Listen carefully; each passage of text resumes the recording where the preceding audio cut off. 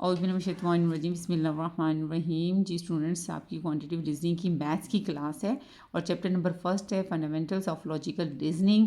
और इसमें सबसे पहले आज जो हमारा जो टॉपिक है इंडक्टिव एंड डिडक्टिव लॉजिक का, उसमें हम इंडक्टिव लॉजिक को पढ़ने लगे हैं। ठीक है, क्या कहता है, इन आवर डेली लाइफ, हम अपनी रोज़मर्रा ज़िंदगी में वी कॉन्स्टेंटली, हम मुसलसल फॉर्म बनाते हैं कंक्लूजन्स, नताइज। ठीक है, बेस बुनियाद पर on a limited number of experiences, चंद महदूद तजर्बात और या ऑब्जर्वेशन मुशाहदात की बुनियाद पर। यानी हम अपनी रोज़मर्रा ज़िंदगी में हम मुसलसल बनाते हैं या अखज़ करते हैं नताइज को महदूद तजर्बात या मुशाहदात की बुनियाद पर। जी स्टूडेंट्स, इसकी लाइन की समझ आपको एक एग्जांपल से इस तरह आएगी कि मैंने किसी एक कोई ब्रांड है, उसका मैंने फ़ेस वॉश यूज़ किया। ठीक है, मैं उसको 2-3 दफ़ा इस्तेमाल करती हूँ और मैंने फ़ील किया कि इससे मेरी स्किन बहुत सॉफ्ट हो गई है, उसका इफ़ेक्ट मैंने अच्छा फ़ील किया। तो मैं कहती हूँ हाँ, इस ब्रांड का ये जो फ़ेस वॉश है ये बहुत अच्छा है। ठीक है, इसके लिए मैंने कोई हज़ारों तजर्बात नहीं किए, मैंने सिर्फ 1-2 दफ़ा इस्तेमाल किया और मैंने जो है अपना एक्सपीरियंस से अपना एक रिज़ल्ट जो है, कंक्लूजन जो है वो ड्रा कर लिया। ये है इंडक्टिव लॉजिक। ठीक है, इसके अलावा इसमें क्या शामिल है, वेदर, चाहे it is judging a person character, चाहे किसी शख्स के किरदार को जज करना हो, after just a few interaction, महज चंद मुलाकातों के बाद। अब इस लाइन की कैसे समझ आइए, आपके आपके कोई पड़ोसी आया है नया। ठीक है, आपने एक दो दो तीन मुलाकातें हुई हैं, वो आपको बड़ा मुस्कुरा के मिलता है और आपके साथ बड़ी अच्छी नरम तरीके से बातचीत करता है। तो चंद मुलाकातों के बाद ही आप जो है ना, एक कंक्लूजन जो है अपने माइंड में जो है वो बना लेते हैं कि ये जो बंदा है ये बड़ा बाइखलाक है और बड़ा सॉफ्ट स्पोकन है। ठीक है, ये भी होता है इसमें। और क्या होता है इसमें, और प्रिडिक्टिंग, पेशीन गोई करना हो एंड आउटकम, किसी नतीजे की बेस बुनियाद पर ऑन पास्ट इवेंट्स। अब इसमें ये इंडक्टिव लॉजिक में एक पॉइंट ये भी शामिल है, या माजी के वाक़यात की बुनियाद पर किसी नतीजे की पेशीन गोई करना। अब इसकी इस तरह मिसाल है कि 2 सालों से मैं जुलाई के मंथ में नोट कर रही हूँ कि गर्मी बहुत पड़ती है। तो मैं क्या करूँगी, मैं इस साल भी उस माजी के जो 2 तजर्बात हुए हैं उस बेस पे मैं पेशीन गोई कर देती हूँ कि इस दफ़ा भी जब जुलाई का मंथ आएगा ना तो बड़ी गर्मी होगी। तो बच्चे, इस एग्ज़ाम्पल का क्या मतलब हुआ, इसे हमने क्या सीखा? इसका मतलब ये हुआ कि वी ऑफ़न, हम अक्सर जनरलाइज़ अमूमी नताइज निकाल लेते हैं फ्रॉम स्पेसिफिक इंटेंसेस, चंद मखसूस वाक़यात की बेस पर हम यानी वो बना लेते हैं, अमूमी नताइज निकाल लेते हैं। दिस मेथड ऑफ रीजनिंग सोचने, रीजनिंग यानी सोचने के इस तरीके को इज़ नॉन एज इंडक्शन, सोचने की इस तरीक़ों को क्या बोलते हैं, इंडक्शन बोलते हैं। मेरे ख्याल में इंडक्शन का, इंडक्टिव लॉजिक की आपको समझ लग गई है कि ये क्या है। ठीक है, तो जिस तरह मैंने आपको एग्जांपल्स दिए हैं इनको अपने माइंड में रखें, उसके अकॉर्डिंग इंडक्टिव लॉजिक का जो है वो कॉन्सेप्ट अपना क्लियर करें। ठीक है, this method of reasoning is known as induction, यानी सोचने के इस तरीके को, इस मेथड को इंडक्शन कहते हैं। इसका मतलब हुआ अ फंडामेंटल वे, यानी ये वो बुनियादी तरीका है, फंडामेंटल बुनियादी वे तरीका है, थ्रू विच, जिसके ज़रिए वो एक्वायर नॉलेज, हम इल्म सीखते हैं। ठीक है, इल्म हासिल करते हैं। अब इसका मतलब क्या हुआ, यानी ये वो तरीका है जिससे हम नई चीज़ें सीखते हैं, हम दुनिया को देखकर अपना इल्म बढ़ाते हैं।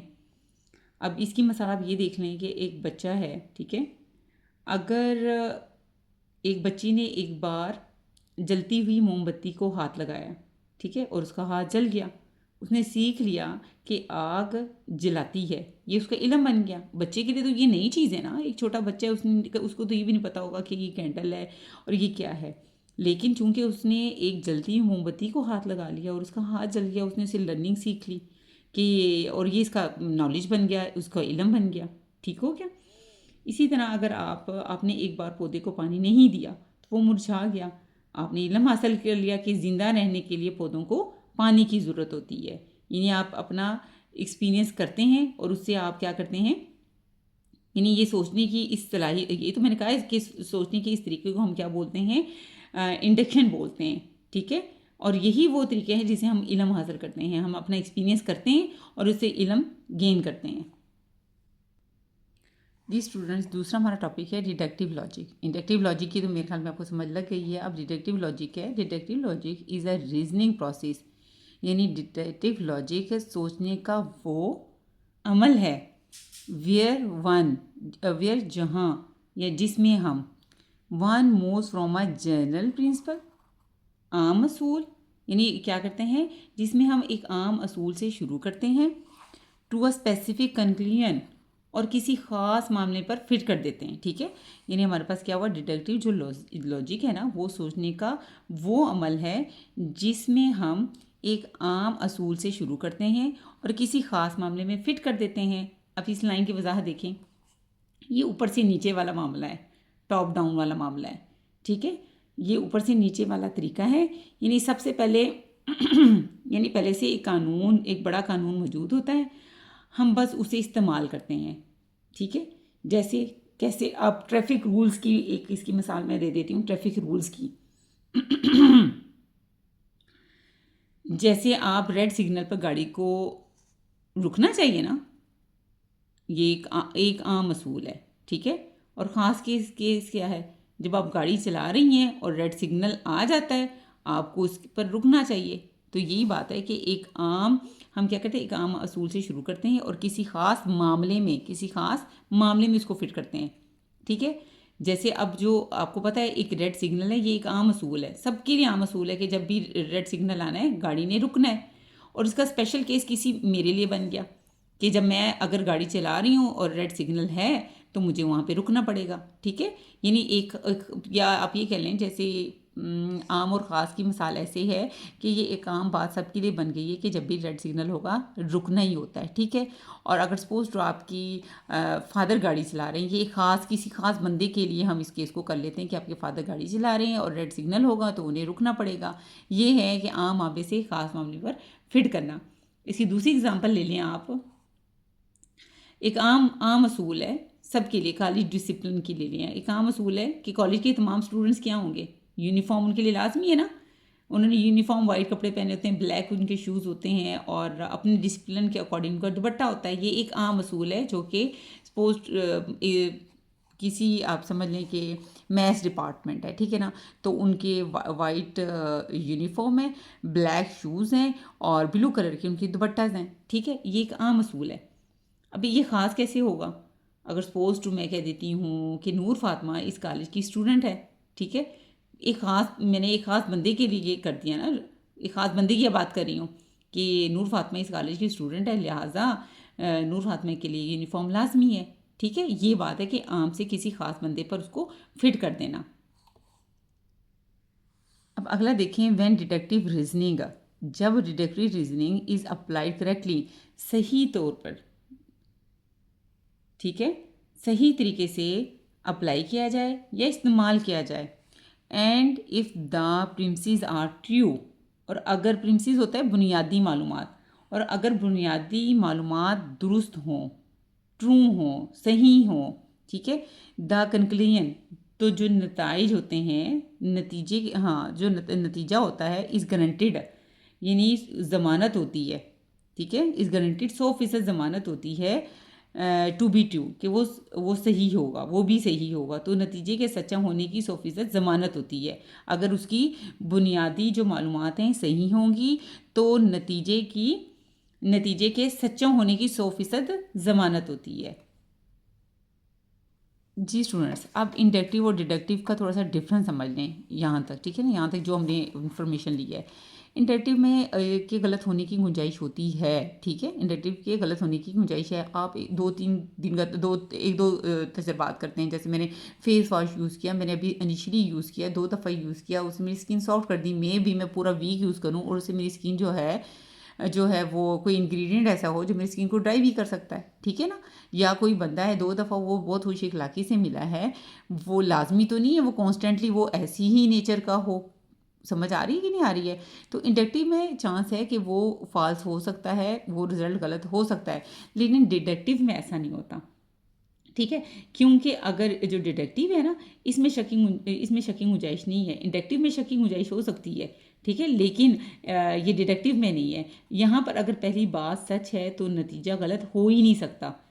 जैसे तमाम परिंदों के पर होते हैं ना, ठीक है, ये हमारी फर्स्ट जो पॉइंट है, बेस है ना, ये हमारे फर्स्ट जो आप कहते हैं ना, आपकी ये लिखा हुआ है बुनियादी मालूमात दुरुस्त हों, प्रिमिसेस आर ट्रू, ठीक है।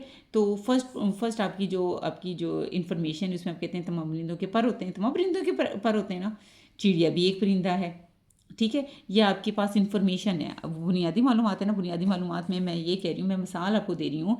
पहली इन्फॉर्मेशन मैं ये दे रही हूँ कि तमाम परिंदों के पर होते हैं। ठीक, अगर किसी बच्चे को अगर आपने सिखाना है, किसी बच्चे को आप पढ़ा रहे हैं, ठीक है, 1 क्लास को, प्रेप को, तो आप कहते हैं तमाम परिंदों के पर होते हैं, उनको बताएंगे। फिर आप कहेंगे चिड़िया एक परिंदा है, तो आपने रिजल्ट क्या निकाला है? रिजल्ट ये निकाला है चिड़िया के भी पर होंगे। जब चरिंदा यानी आपके पास दो इन्फॉर्मेशन है, आपने दो इन्फॉर्मेशन बच्चों को बताई है कि परिंदों के पर होते हैं और चिड़िया एक परिंदा है, तो बच्चा उससे क्या रिजल्ट निकालेगा? आपने उसको इन्फॉर्मेशन दी है कि तमाम परिंदों के पर होते हैं और चिड़िया एक परिंदा है। बच्चा उससे रिजल्ट निकालेगा कि इसका मतलब है कि चिड़िया के भी पर होंगे और 100% होंगे, यानी इसमें गलती की गुंजाइश ही नहीं है। तो डिडक्टिव में आपके पास बेसिक मालूमात ट्रू होती हैं।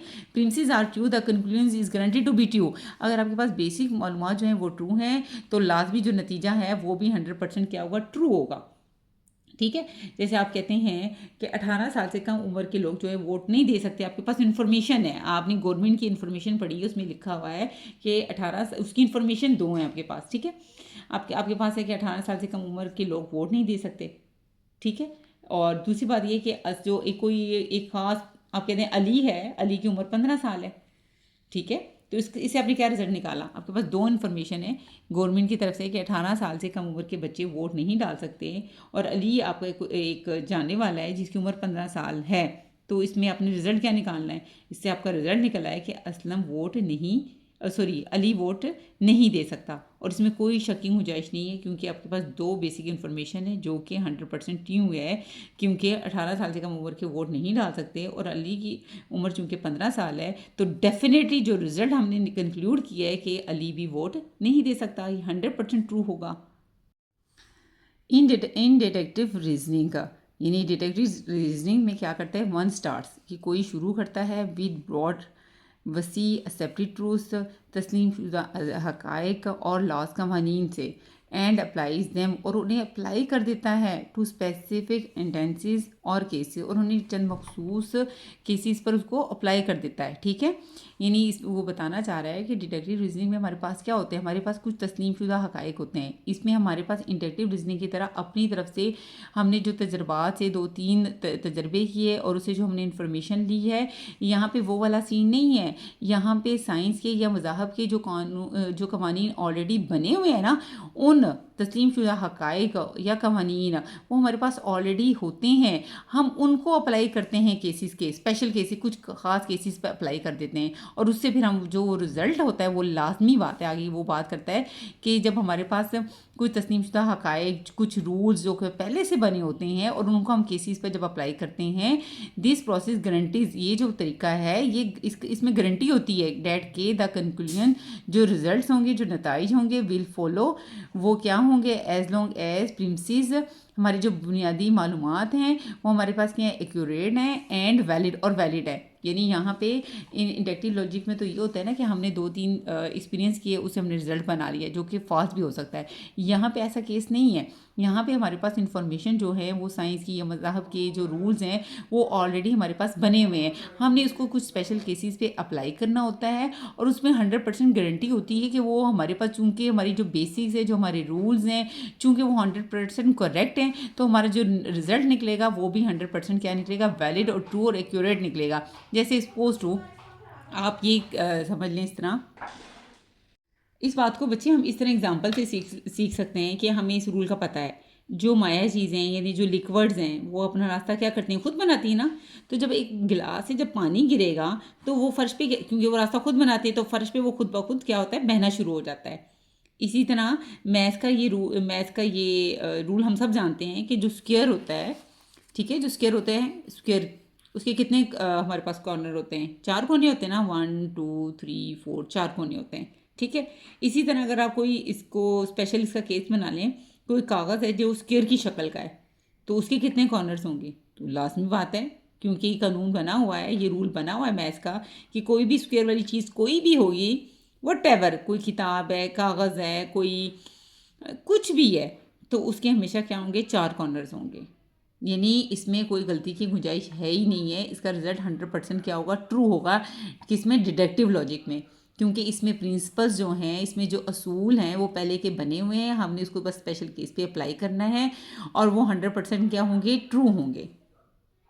जी स्टूडेंट, ये देखें प्रोपोजिशनल लॉजिक का, there are lots of meaning, यानी यहाँ पे बहुत से मीनिंग है और फॉर्मल लॉजिक के डैट जो कि आर मेड बनाए गए हैं टू मैच कर सकें द लॉजिक से डैट जो पीपल लोग हु जो, अब पीपल कौन से हैं, पीपल की अब क्वालिटी बता रहा है, who have been taught to think clearly, जो सुलझी सोच रखने वाले लोग and use words carefully use naturally, और कुदरती तौर पर ये क्या है, एंड यूज़ वर्ड्स केयरफुली, एहतियात से इस्तेमाल करने वाले, अल्फाज का एहतियात से इस्तेमाल करने वाले, ठीक है, कुदरती तौर पर अल्फाज का एहतियात से चुनाव करने वाले या इस्तेमाल करने वाले, ठीक है।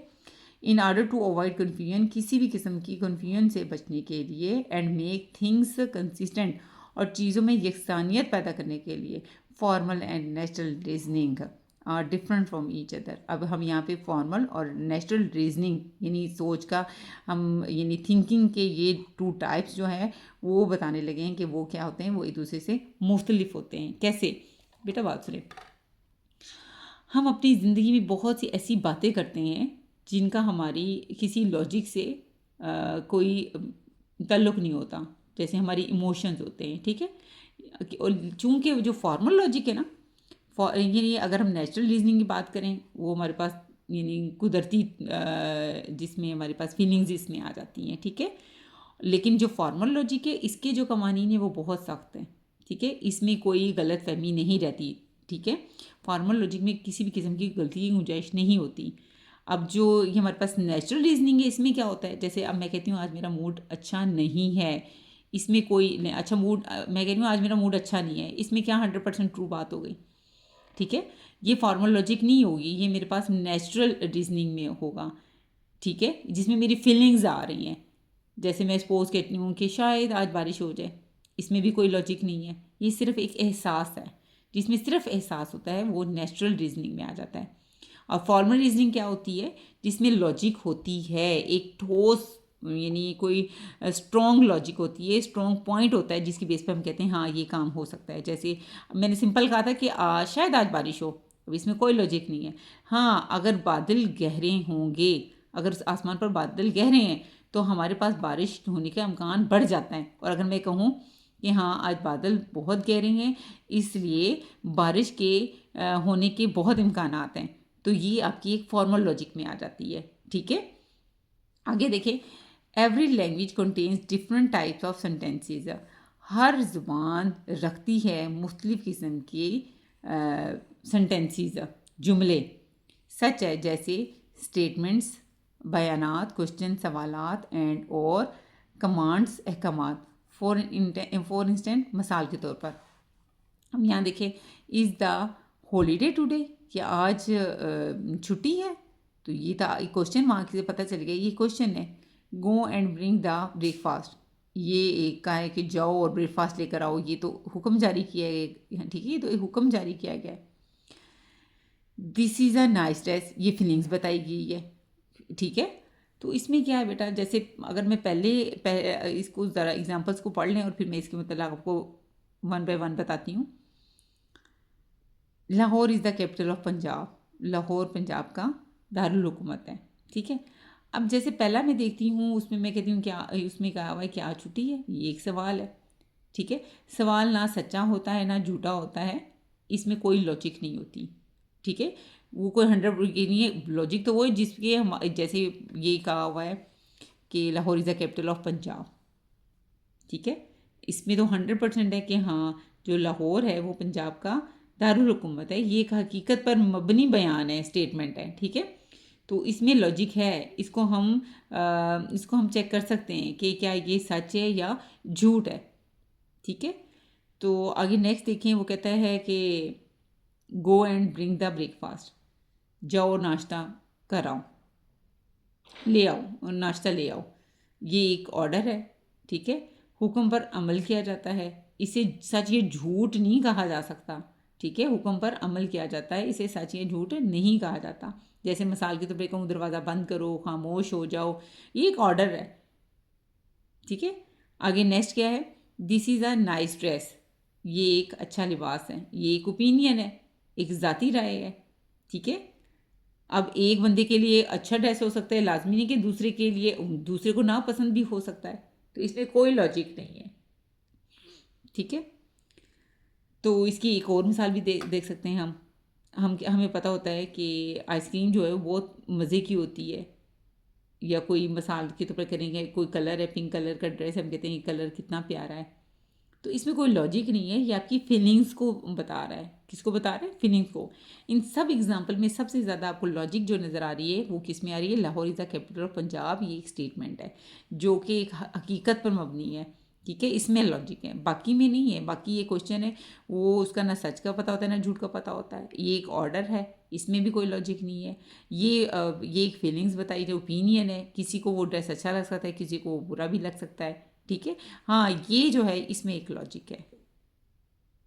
जी स्टूडेंट्स, अब हमारे पास डेफिनेशन आ रही है आर्गूमेंट। ठीक है, आर्गूमेंट में हम स्टेटमेंट और प्रोपोजिशन पढ़ने लगे हैं। अभी हमने स्टेटमेंट का पढ़ा है, ये देख लें, एक स्टेटमेंट ही थी जिसमें हमारे पास लॉजिक थी, जिसमें हम सच या झूठ जो है या तो वो स्टेटमेंट पूरी सच होगी या पूरी झूठ होगी, फाल्स होगी। लेकिन बाकी जो था उसमें लॉजिक नहीं थी, उसमें इमोशंस इन्वॉल्व थे, उसमें हमारे पास क्या था, नेचुरल रीजनिंग पाई जाती थी। इसमें हमारे पास क्या थी, फॉर्मल लॉजिक थी। इसी तरह स्टेटमेंट एक जो बयान होता है या प्रोपोजिशन है, इज़ अ सेंटेंस, ये एक ऐसा जुमला है डैट जो कि इज़ आइदर ट्रू, या तो वो सच होगा और या फॉल्स, बट नॉट बोथ।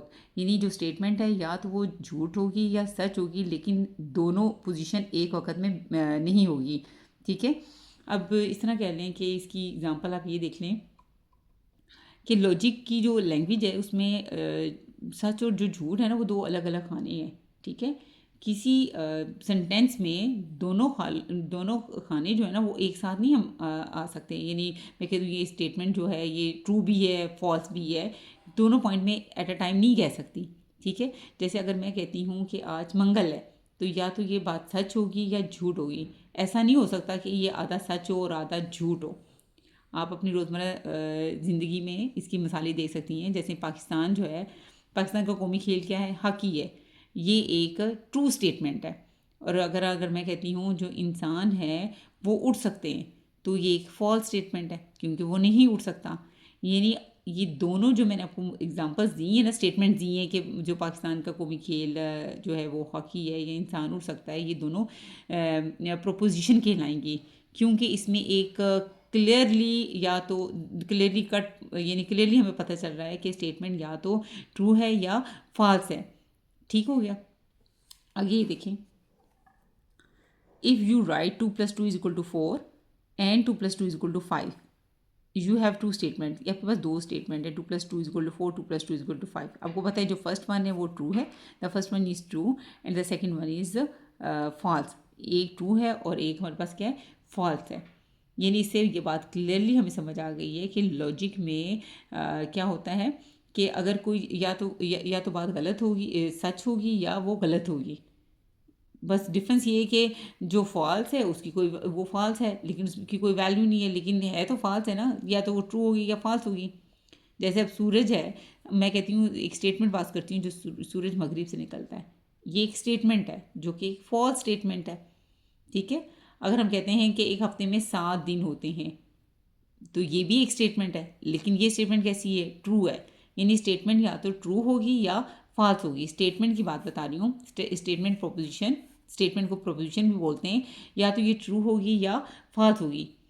ठीक है, in this case every statement, her statement is either true और फॉल्स। कोई भी जो स्टेटमेंट होती है, बयान होता है, वो ट्रू होता है या फॉल्स होता है। There is no other option, हमारे पास कोई तीसरी गुंजाइश नहीं है। दिस टाइप ऑफ लॉजिक, यानी लॉजिक की इस टाइप को हम क्या बोलते हैं, एरिस्टोटेलियन लॉजिक बोलते हैं। ठीक है, अब ये क्या है, ये बेटा इसकी इसकी थोड़ी सी मैं आपको एक्सप्लेन कर देती हूँ। जो अरस्तू है ना, वो एक फ़लसफ़ी था। उसने कहा है कि दुनिया में या तो जो शायद या बीच वाली जो सिचुएशन है वो की उसकी कोई गुंजाइश नहीं है। पोस्ट उसने कहा कि या तो रोशनी है या अंधेरा है। इसके अलावा तीसरी कोई गुंजाइश नहीं है। लॉ ऑफ एक्सक्लूडेड मिडल जो है ना, वो इसको कहते हैं, यानी तीसरे रास्ते का खात्मा। दरवाज़ा या तो खुला है या बंद है, तीसरी कोई सिचुएशन नहीं है। एक वक्त में या तो पूरा खोल दें या पूरा बंद कर दें। आप जब इम्तहान देते हैं या तो आप पास होंगे या फेल होंगे, तीसरी कोई हालत मौजूद नहीं होती। ठीक है, पास या फेल के अलावा। जी स्टूडेंट्स, कंपाउंड स्टेटमेंट्स क्या होती हैं? It is common to use the symbols P, Q, R, S and so on for propositional variables. Propositional variables के लिए हम क्या यूज़ करते हैं? P, Q, R, S. अभी इस लाइन को ज़रा समझ लें आप। एक एग्जांपल आपको मैं देती हूँ। जैसे सपोज टू ये है, इट इज़ रेनिंग टुडे।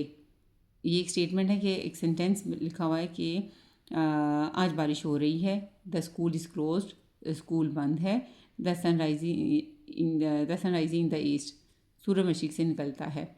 अगर मैं इस स्टेटमेंट को पी का नाम दे दूँ, इसको मैं क्यू का नाम दे दूँ, इसको मैं आर का नाम दे दूँ, ये बताना चाह रहा है कि अपनी आसानी के लिए आप जो स्टेटमेंट्स को पी, क्यू, आर, एस का नाम दे देते हैं ना, तो वो इस प्रोसेस में आता है। उसके बाद चेक करना कि ट्रू और फॉल्स है, वो नेक्स्ट पॉइंट है। जैसे इट इज़ रेनिंग टुडे, आज बारिश हो रही है। देखिए, अगर बारिश हो रही है तो ट्रू होगा, नहीं हो रही तो फॉल्स होगा। द स्कूल इज़ क्लोज, जैसे आज की बात है, आज स्कूल क्लोज है तो ये ट्रू है।